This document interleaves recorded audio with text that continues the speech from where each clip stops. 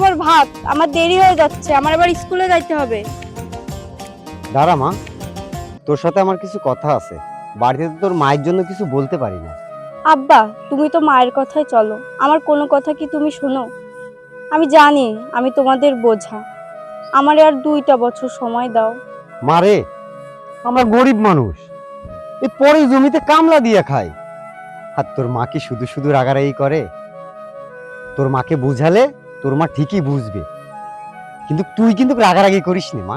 আব্বা, তুমিই বলো, আমি কি বাসায় শুধু শুধু রাগারাগি করি? আমি মাত্র 9-এ পড়ি, আর 1টা বছর পরেই আমার ম্যাট্রিক পরীক্ষা। এখনই মা আমার পড়া বন্ধ করে দিতে চায়। আচ্ছা, আমি তোর মাকে বোঝাবো, তোর মাকে বোঝালে ঠিকই বুঝবে। তুই রাগারাগি করিস না মা। আচ্ছা আব্বা, তুমি খেয়ে নাও, আমি গেলাম, আমার দেরি হয়ে যাচ্ছে, আমার স্কুলে যাইতে হবে।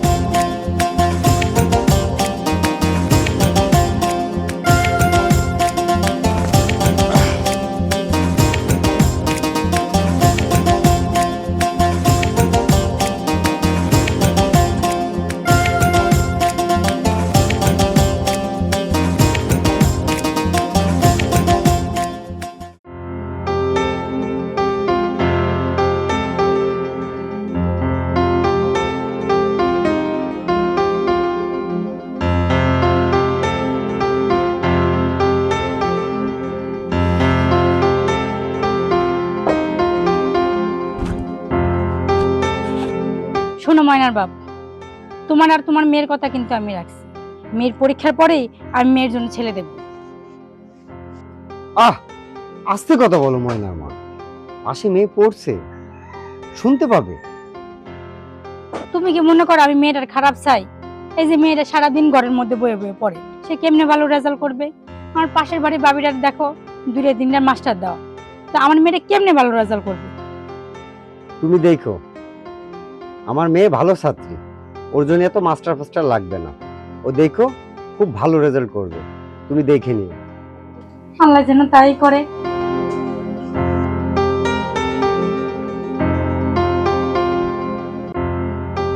আব্বা, আমার স্কুল থেকে না ফর্ম ফিল আপের তারিখ দিয়ে দিচ্ছে, তুমি কিছুদিনের মধ্যে টাকা ম্যানেজ করে আমার কাছে দিয়ে রেখো।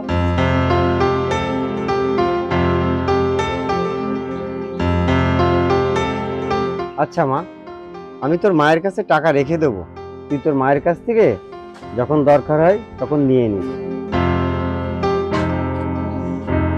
আব্বা, আমি জানি আমারে পড়াইতে তোমার আর মার অনেক কষ্ট হইতেছে। আরে বয় মা। আব্বা, তুমি একদিন দেখো তোমারে আর আম্মারে, একদিন আমার পরিচয় সবাই চিনবো।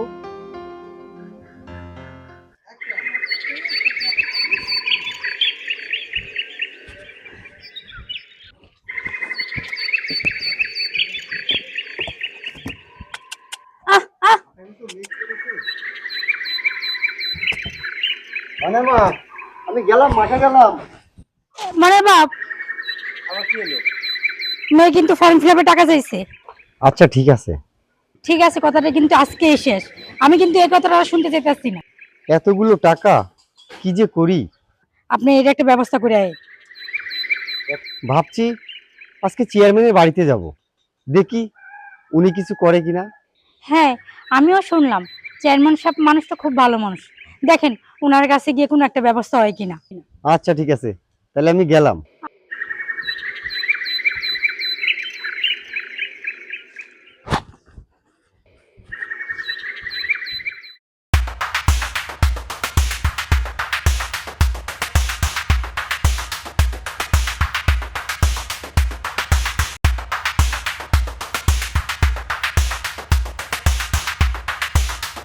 চেয়ারম্যান সাহেব, সবই তো আপনি শুনলেন, আপনি আমাদের শেষ ভরসা, একটা কিছু করেন চেয়ারম্যান সাহেব।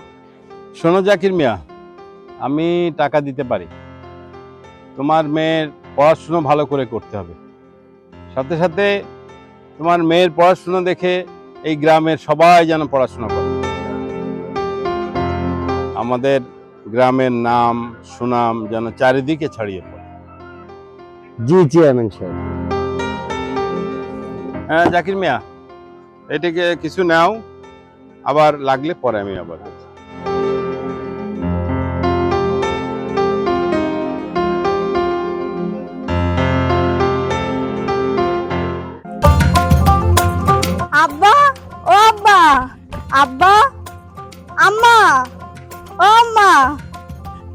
আম্মা, আব্বা, ও আব্বা, মা, ও মা, আব্বা, এই যে মা, মা কই? আব্বা, আব্বা তুমি জানো আমি এই জেলায় মানবিক শাখায় দ্বিতীয় হয়েছি। আলহামদুলিল্লাহ। হে আল্লাহ, তুমি আমার মেয়ের কষ্টের ফল দিছো। আল্লাহরই রহমত আছে। আল্লাহ, আম্মা, এই আব্বা, ময়না মা, আমি তোমারে কইছিলাম না আমার মেয়ে ভালো রেজাল্ট করবে। হ্যাঁ, দেখেছো, ঠিক ঠিক আল্লাহ আমাদের মনের আশা পূরণ করে। যাই হোক, যাও মনের বাচ্চা থেকে কি কিছু মিষ্টি আচ্ছা নিয়ে এসো। আব্বা, আম্মা তোমাদের সাথে আমার আরেকটা কথা আছে। কি কথা মা? তোমরা তো আমার অনেক কথাই রাখছো, আরেকটা কথা রাখবা? বল। কি কথা মা? আব্বা, আমি না পুলিশের চাকরির জন্য ফর্ম ফিল আপ করছি, কিছুদিন পর তার ইন্টারভিউ।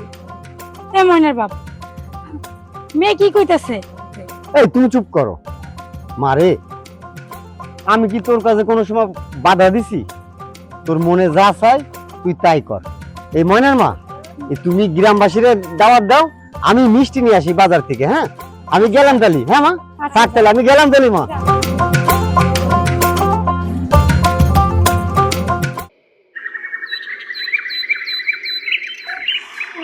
ও মাইনা, ও মাইনা, ও মাইনার মা, ময়না বলে পাস করেছে, আমাকে কিন্তু মিষ্টি খাওয়াতে হবে।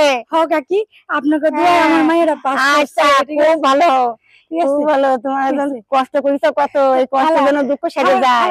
ঘরে চলেন, ময়না ঘরে আছে। আচ্ছা আচ্ছা। ও ময়না, দেখ তোর চাচি তোর লাগে কি নিয়ে আইছে। চেয়ারম্যান সাহেব, আমাদের গ্রামের ময়না কিন্তু অনেক ভালো রেজাল্ট করেছে এবং ওর মতন মেয়ে হয় না, এবং আছে আমাদের গরিবের মেয়ে যে এত গবরে পদ্মফুল ফোটে, এটা একটা আমাদের গ্রাম খুব গর্বিত ময়নার জন্য। হ্যাঁ, ময়না আমাদের গর্ব। আমি চাই ময়নাকে দেখে আমাদের গ্রামের সকল মেয়েরা শিক্ষিত হোক আর নিজের পরিবারের পাশে দাঁড়াক। জাকির মিয়া যেমন ময়নার পাশে ছিল, আপনারাও আপনাদের মেয়ের পাশে থাকবেন। তাদের চাওয়া পাওয়ার দিকে খেয়াল রাখবেন যাতে তারা ঠিক মতন পড়াশুনো করতে পারে। আর আমি চেয়ারম্যান হিসেবে যতটুকু করার আমি আপনাদের জন্য করব, আমি গ্রামবাসীর সবার জন্যই করব, এবং ময়নার মতো মেয়েরা যারা গ্রামের মুখ উজ্জ্বল করছে তাদেরকে আমি তাদের পাশে সব সময় থাকব। ময়না আজ পুলিশে চাকরি পেয়েছে, এটা আমাদের কত বড় গর্ব। জাকির মিয়া নিজের পরিচয়ে এখন পরিচিত না, ময়নার পরিচয়ে পরিচিত। ময়না কে? ময়নার বাবা জাকির মিয়া এখন পুলিশের বাবা। এটা আমাদের গ্রামের যেমন গর্ব, জাকির মিয়ারও তেমন গর্ব। হ্যাঁ ময়না, তুমি কাছে আসো। আসসালামু আলাইকুম।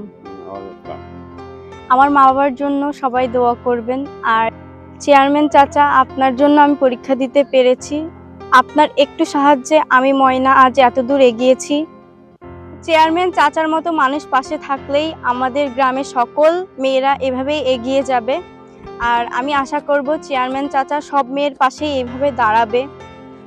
বাংলাদেশের পুলিশের সদস্য হিসাবে আমি সবার পাশে থাকব, বিশেষ করে নারীদের পাশে থাকব, সবাইকে সাহায্য করার চেষ্টা করব আর সবার পাশে দাঁড়াবো। চেয়ারম্যান চাচা, আমাদের সবার জন্য দোয়া করবেন।